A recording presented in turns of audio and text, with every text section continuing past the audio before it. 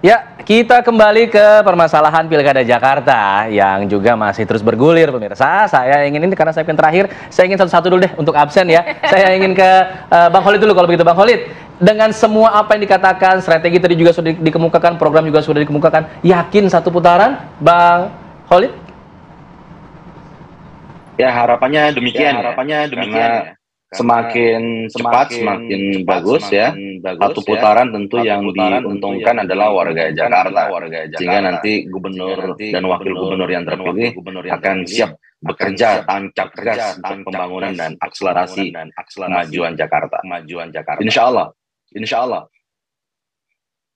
Yakin ya, benar-benar Bang Khalid yakin. Kalau dari Bang Ciko, yakin ini Bang satu putaran? Masih sangat yakin ya. Kalau kita bicara soal memenangkan hati warga Jakarta, tentunya kita harus meng-attack atau menyerang isu-isu yang memang close to their mind, close to their heart, dekat dengan hati mereka, dekat dengan kebutuhan mereka. Kita bicara tentang ada 500.000 atau setengah juta warga miskin kota yang bagaimana akan kita pikirkan ke depannya. Kita bicara soal pengemudi ojol yang totalnya se-Jabodetabek ada 2,5 juta.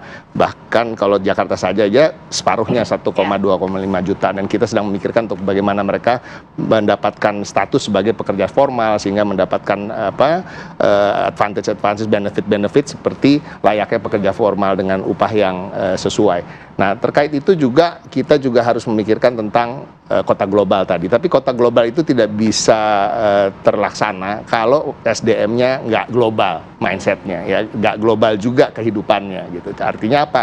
Pekerjaan yang layak, pendidikan dan kesehatan yang layak. Kita juga akan memperjuangkan 12 tahun sekolah gratis, hal-hal yang terkait akses dalam puskesmas yang baik, gratis bahkan, dan RSUD yang juga kita bangun standar internasional dan bisa melayani seluruh lapisan masyarakat. Hal-hal seperti itu yang menurut kami mengena di hati masyarakat, dan juga tadi yang saya sampaikan bahwa setiap hari 8-10 jadwal untuk kedua paslon kami, insya Allah kami akan memenangkan satu putaran. Oke, jadi nggak cukup kalau cuma pemimpinan doang yang berstatus global begitu?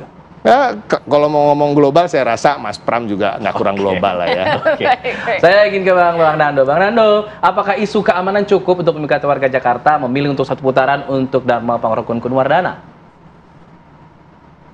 Jadi gini, ya, Pak Dharma ini kan lama di kepolisian, ya, masalah keamanan dia tahu, isu global dia tahu juga, ya.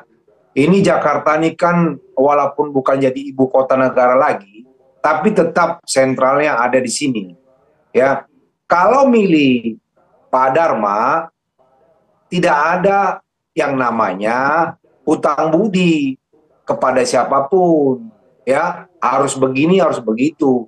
Kalau ke Pak Dharma seperti yang kita sampaikan tadi, masyarakat bisa langsung bicara kepada gubernurnya, tidak melalui pihak-pihak mana atau independen, sehingga kalau melalui Pak Dharma sampai apa yang disampaikan, apa yang diinginkan masyarakat itu sampai, nggak melalui, kalau melalui ini kan partai nanti harus melalui inilah, nanti harus begini, ya kalau kata orang nanti bisa tersandera. Tapi kalau Pak Dharma kan nggak ada, langsung Pak Dharma independen, tidak ada namanya mau balas budi. Ya, jadi masyarakat pasti kita yakin satu putaran, karena masyarakat Jakarta pemilihnya pintar-pintar. Mereka bilang, sudahlah sekarang kita coba dulu. Selama ini kan belum ada independen dari Jakarta. Nah, ini sekarang sudah ada independen, kita coba aja dulu. Kita mendengar begitu dari masyarakat. Jadi mereka mau mencoba dari independen, makanya kita yakin satu putaran. Karena nggak ada sekat-sekat lagi. Langsung ke Pak Dharma. Kita sudah buka posko-posko, tidak ada melalui siapa-siapa pun. Begitu. Yakin satu putaran. Baik Bang Nando, kalau dari Bang Hensal kita kan melihat benar-benar mereka yakin ya 100% bahwa satu putaran dengan pilihan mereka akan memenangkan. Tapi begini, warga Jakarta itu lebih akan melihat figurnya atau dari program secara keseluruhan yang sudah disampaikan, walaupun program itu kan kurang lebih sama. Ya, yang pertama pasti dilihat figur ya, baru kemudian programnya. Tapi yang paling penting adalah program-programnya itu masuk akal lah.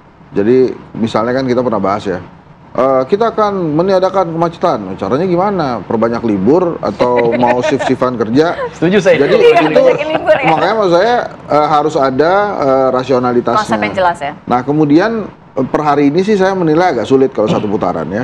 dari sisi sejarah juga belum pernah satu putaran Pilkada Jakarta. Tapi kalau kemudian setiap paslon yakin bahwa akan menang satu putaran, itu bagus karena optimisme yang harus dibangun kan. Walaupun memang dengan kondisi warga Jakarta hari ini agak sulit, terutama sulit, ya. juga ada gerakan-gerakan yang ya secara demokrasi benar gitu, misalnya yang tusuk semua atau golput dan lain-lain. Tusuk semua ini lebih bagus satu langkah lah dibandingkan golput, karena kalau golput kan nggak datang ke TPS, jadi si kertas suaranya itu bisa dijadiin kecurangan tuh, ada potensi untuk kecurangan. Tapi kalau ditusuk semua tuh dirusak kertas suaranya. Nah itu sih hak-hak aja. Jadi maksud saya masih ada waktu. Ini kan baru 22 penetapan, 23 ambil nomor. Setelah itu mereka kampanye mulai 25 sampai 1 minggu sebelum 27 November kalau saya nggak salah. Nah mereka berkampanye lah gitu, kampanye yang buatlah warga Jakarta tertarik, dan mereka ini sudah melakukan dengan benar soalnya. Jadi maksud saya gini, Persija misalnya, Jakmania udah dijanjiin satu kelompok, terus kemudian UMKM satu kelompok juga gitu, dosen yang belum ini.